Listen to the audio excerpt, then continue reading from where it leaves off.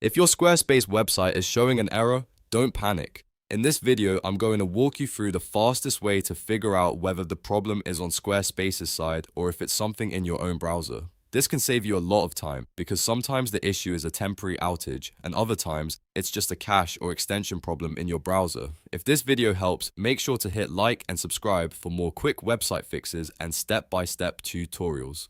First, open a new browser tab and go to the official Squarespace status page. This is the best place to check whether Squarespace is currently experiencing an outage or service issue. Once the page loads, look for the live data logs for site loading and site editing.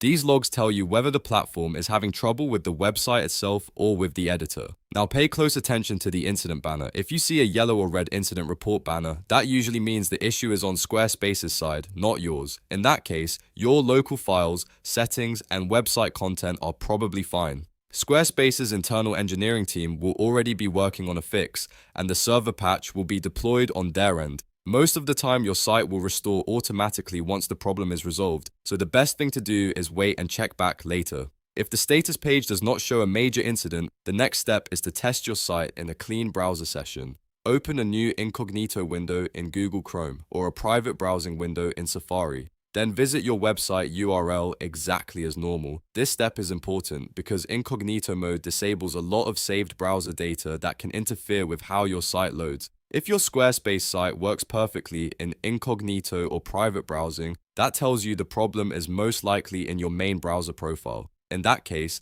go back to your regular browser and open the settings menu. From there, clear your cache and cookies. Old cached files can sometimes force your browser to load broken versions of your website even when the site itself is working correctly.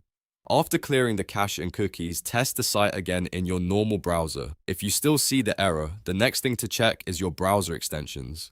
Temporarily turn off ad blockers like uBlock Origin or Privacy Badger, especially if you are working inside the Squarespace editor. These extensions can sometimes block scripts, page elements, or login functions that Squarespace needs to work properly. Once the extensions are disabled, refresh the page and try again. If the site loads normally, you found the cause. You can then keep the extension off while editing your site, or create an exception for Squarespace so it doesn't interfere in the future.